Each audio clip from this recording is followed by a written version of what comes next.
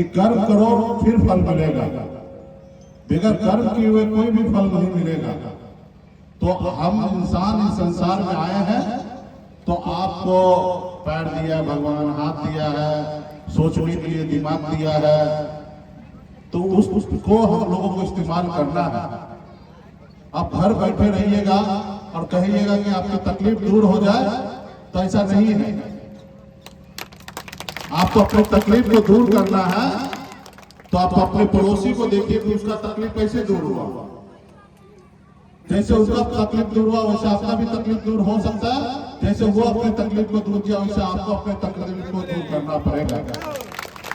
इस संसार में सब एक ही तरीके से जन्म लिए हैं, सब अपने माँ के कोख से ही जन्म लिए हैं।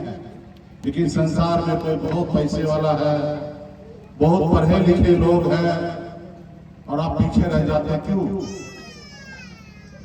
क्योंकि आप पढ़ाई लिखाई नहीं करते हैं।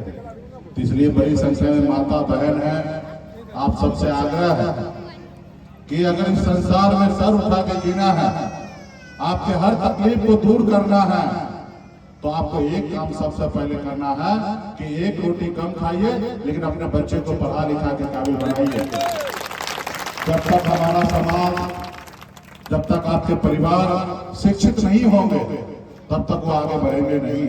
इसलिए उसको शिक्षित बनाइए और जब शिक्षित हो जाएंगे तो उनका अपना अधिकार पता होगा और फिर अपना अधिकार पता होगा तो उसके लिए वो संघर्ष करेंगे और जब संघर्ष करेंगे तो वो अधिकार उनको प्राप्त हो जाएगा।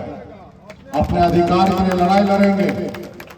जब बच्चा पढ़ा लिखा होगा तो उनको पता होगा कि क्या काम अच्छा है, क्या काम बुरा है। जो काम बुरा होगा वो काम नहीं करेंगे और जो काम अच्छा होगा वही करेंगे।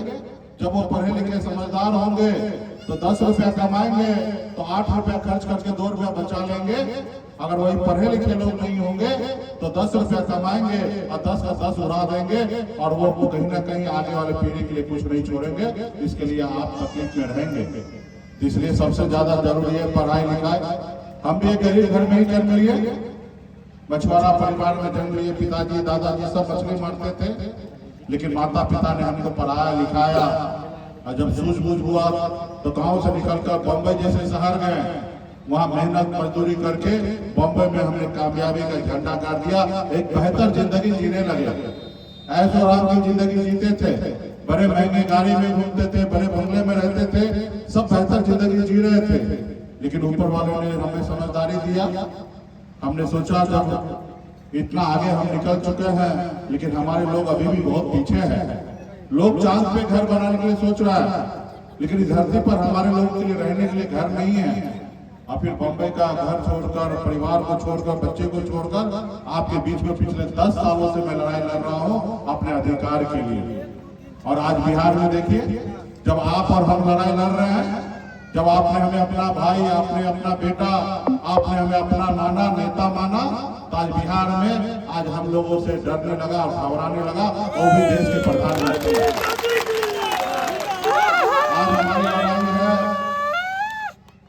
आज हमारी लड़ाई है कि हमको रिजर्वेशन चाहिए, आरक्षण चाहिए।